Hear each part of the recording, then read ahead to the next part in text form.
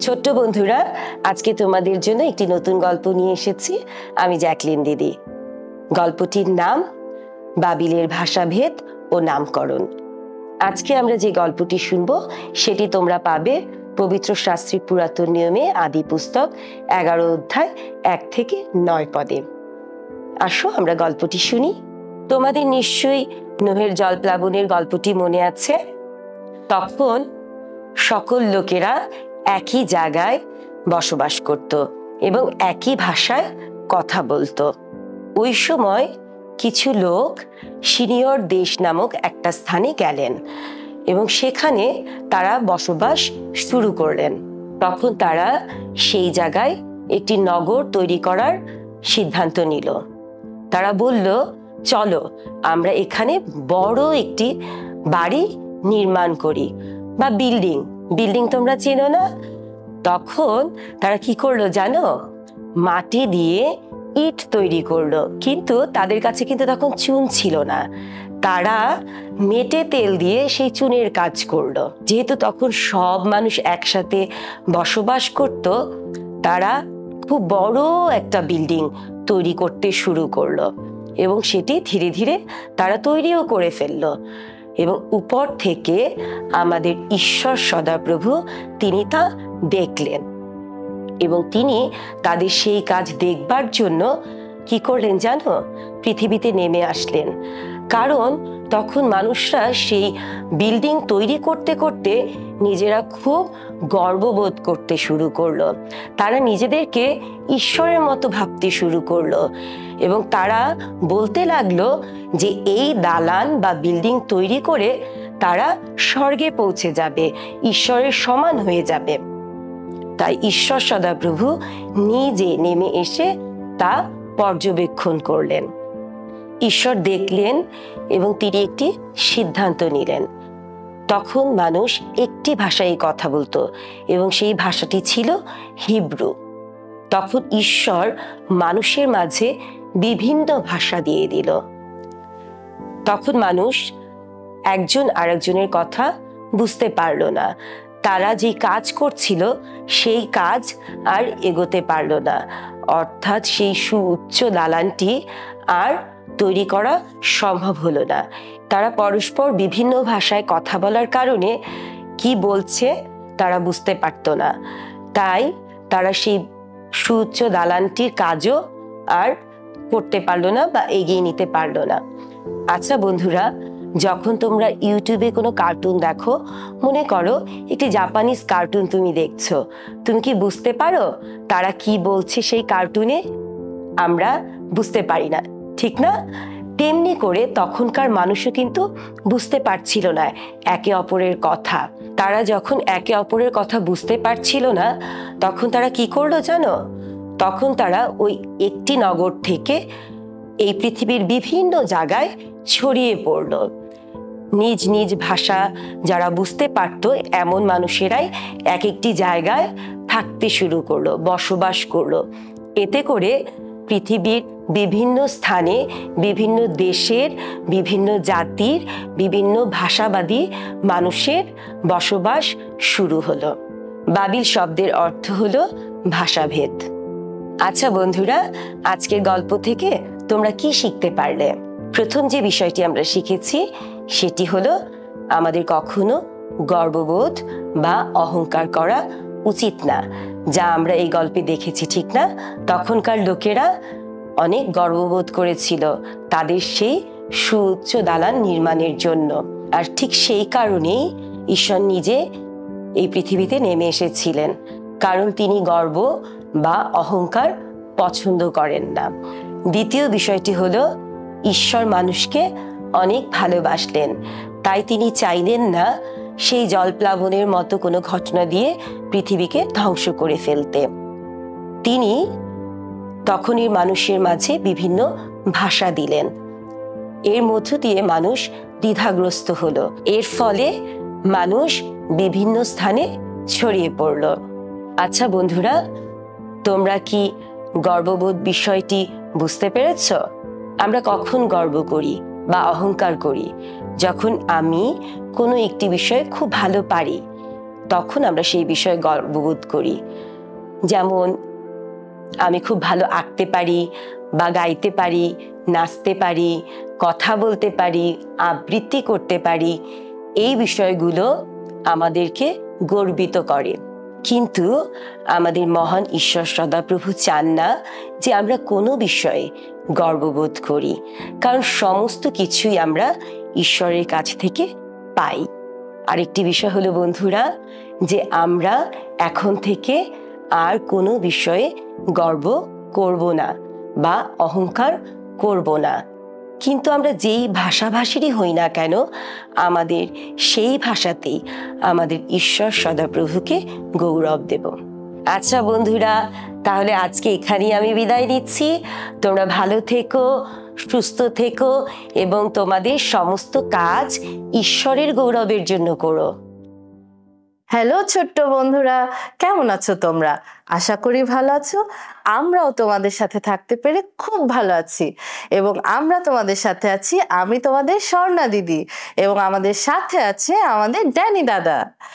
আমরা জানি আজকে আমরা খুব মজার একটা গল্প শুনেছি, তাই না? এবং সুন্দর একটা গল্প, যেখানে সদাপ্রভু যিশু আমাদের সবাইকে, আমরা যে যেখানে থাকি, আমাদের সবাইকে একইভাবে একসাথে ভালোবাসে, তাই না? যদিও আমরা সবাই আলাদা আলাদা জায়গায় থাকি, আলাদা আলাদা ভাষায় কথা বলি, অনেক দেশের ভাষায় কথা বলি, তারপরও আমাদের প্রভু যিশু আমাদের সবাইকে একইভাবে একসাথে ভালোবাসে, তাই না? চলো আমরা তাহলে আজকে এই গল্পের মতোই একটি গান গেয়ে আবার প্রভুর ধন্যবাদ দিই, এবং প্রভু যে আমাদের ভালোবাসে, সদাপ্রভু যে আমাদের সবাইকে অনেক ভালোবাসে, সেটা আমরা গান গেয়ে প্রকাশ করি। ঠিক আছে?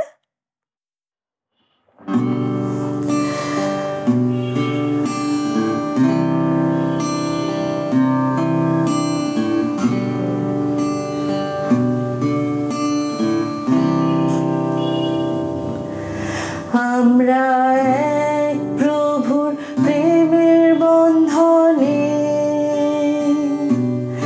আমরা এক প্রভুর প্রেমের বন্ধনে,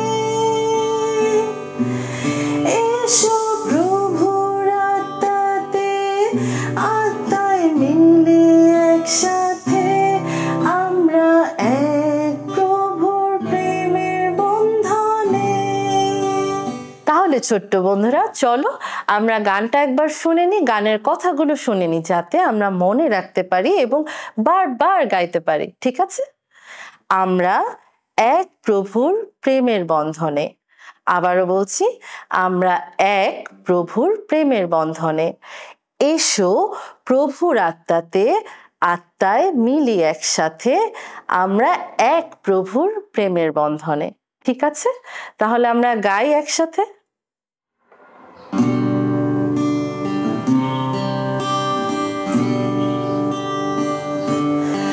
আমরা এক প্রভুর প্রেমের বন্ধনে,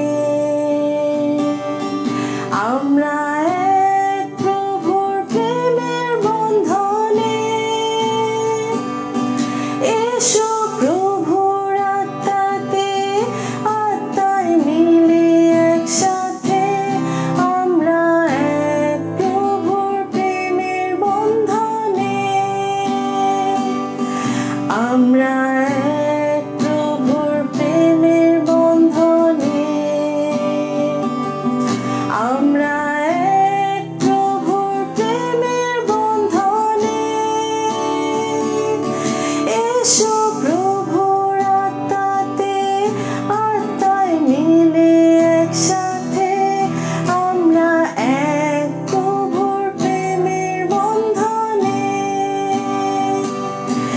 এসো সবে মিলে করে প্রভুর গান, এসো বলে যে প্রেম দিয়েছেন তিনি, এসো সবে মিলাই হাত, যাতে জগৎ জানতে পাক, আমরা এক প্রভুর প্রেমের বন্ধনে, এসো সবে মিলাই হাত, যাতে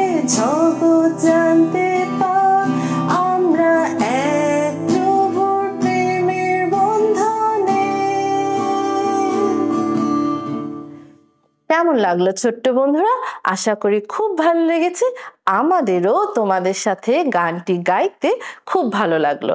আশা করি আমরা গানটা মনে রাখবো এবং প্রভুকে ধন্যবাদ দিব এবং প্রভু যে আমাদের সবাইকে একসাথে করে রেখেছে সেটা মনে রাখবো। তাহলে ছোট্ট বন্ধুরা, তোমরা ভালো থাকবে, সুস্থ থাকবে। আমাদের সাথে আবার দেখা হবে। আমরা আজ যাচ্ছি, বিদায়। কেমন আছো বন্ধুরা? আজকে আমরা পবিত্র বাইবেল থেকে বাবিলের গল্প শুনেছি। সেখানে আমরা একটি সুউচ্চ দালানের ব্যাপারে জেনেছি। এখন আমরা সেই দালানটি বানানোর চেষ্টা করব। এজন্য আমাদের প্রয়োজন দুটি কাগজ।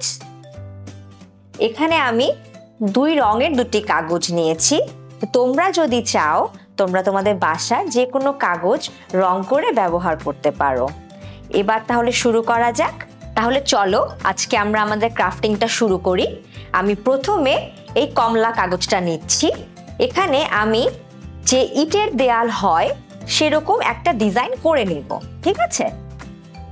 আমি এখানে স্কেল ব্যবহার করছি, কিন্তু যারা পারো তারা তোমরা ফ্রি হ্যান্ডেও স্কেল ব্যবহার না করেও এই কাজটা করতে পারো।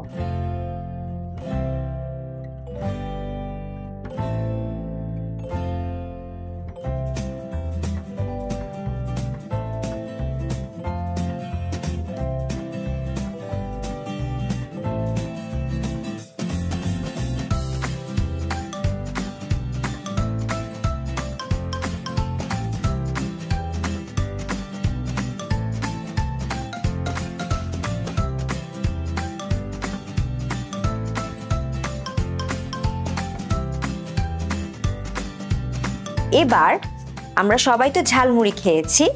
ঝালমুড়ির ঠোঙ্গার মতো করে এই কাগজটাকে আমরা মুড়াবো।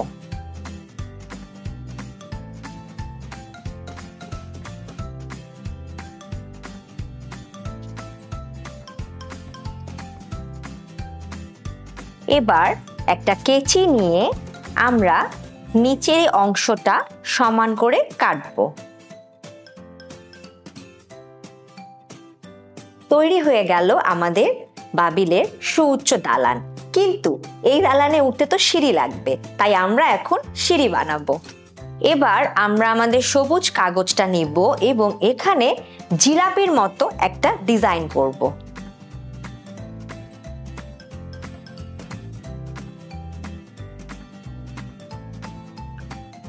এবার আমরা এই ডিজাইন বরাবর কাগজটি কাটবো।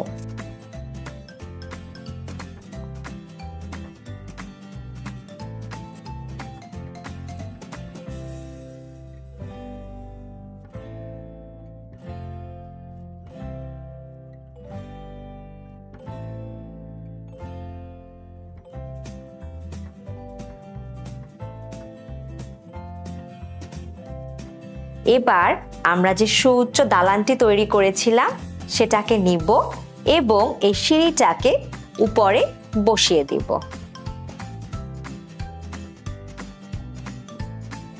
তোমরা চাইলে সিঁড়ির শেষ অংশটা সেই দালানের সাথে লাগিয়ে দিতে পারো, যাতে সিঁড়িটি ছুটে না আসে।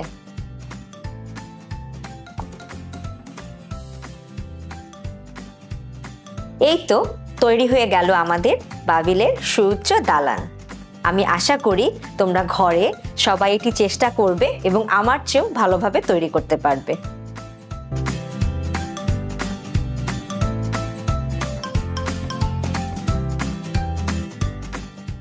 ছোট্ট বন্ধুরা, আজকে আমরা গল্পের মাধ্যমে জানতে পেরেছি ঈশ্বর সদাপ্রভু সেই বাবিল নগরে কিভাবে মানুষদের ভাষার ভেদ করেছিলেন এবং বিভিন্ন দেশে ছিন্ন ভিন্ন করেছিলেন। চলো তো আমরা দেখে আসি পবিত্র বাইবেল এই বিষয়ে আমাদের কি বলছে। আদি পুস্তক 10 অধ্যায় 5 পদ। এই সকল হইতে জাতিগণের দ্বীপ নিবাসীরা আপন আপন দেশে স্ব ভাষা অনুসারে আপন আপন জাতির নানা গোষ্ঠীতে বিভক্ত হইল। বন্ধুরা, আমরা তাহলে জানতে পারি বাইবেল আমাদেরকে কি বলেছে। তাহলে আমরা বাসায় প্রত্যেকে এই ছোট্ট পদটি মুখস্থ করব। বন্ধুরা, তোমরা এই পদটি মুখস্থ করে উপরের দেয়া ইমেল অ্যাড্রেসে পাঠিয়ে দিতে পারো। সবাই অনেক ভালো থাকো। আগামী দিন দেখা হবে। বাই।